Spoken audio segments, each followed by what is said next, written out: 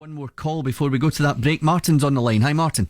Hello. It's just two points, if that's okay, Jim. Yep. The first one is, I know there's tens of thousands of people up and down Scotland who've probably become barrack room accountants and experts in accountancy law by the light of a torch under their duvets at night.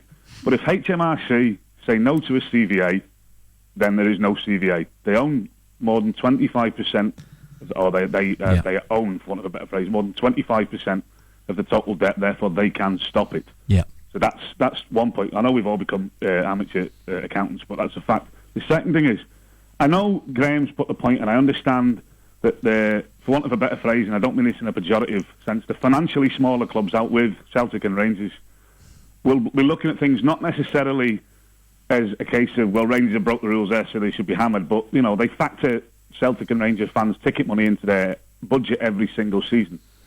But if HMRC effectively, as Graham seems to think they will, accept maybe 20, 25 pence in the pound, what's to stop every other single club in Scotland who has debts doing exactly the same thing? Effectively, at a time when public sector debt is so high and taxes are so important, they're effectively giving the green light to tax avoidance or tax evasion or tax dodging, whatever you want to call it. Graham. Well, I agree. I think it gives out I agree to a degree in the sense that it gives out a bad signal, and to a layman like me, it seems totally wrong that a club can be mismanaged, can avoid paying its bills, and come to this sorry pass where they effectively have a kind of cop-out on paying bills by either via CVA or liquidation, and a new company is born, and creditors are told to go away and stop disturbing them for their money.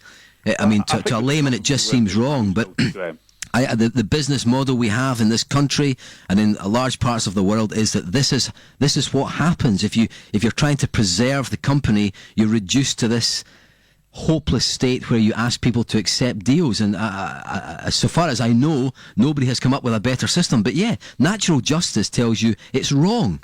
But I mean, I think there's one of the flaws that we're using is the phrase mismanaged. This wasn't mismanaged. Mismanagement to me implies you made mistakes. This was deliberate, conscious policy. If the EBT goes against them, a deliberate policy of avoiding paying tax. That's not mismanagement. That to me is criminal. That to me should result in some people having to speak to a man with a distinguished title, because it's mismanaged. You know, everyone makes mistakes. We're human beings. We do things that are possibly aren't the best in the world, but this is a deliberate and conscious policy.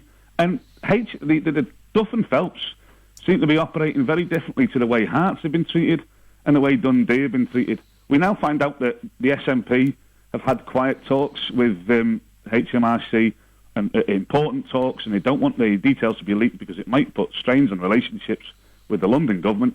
Where was all this sympathy for Dundee? Where was this sympathy for Hearts? Where was this sympathy for Gretna? Now, there seems to be something rather unfair about the treatment of a big club as opposed to treatment of smaller clubs.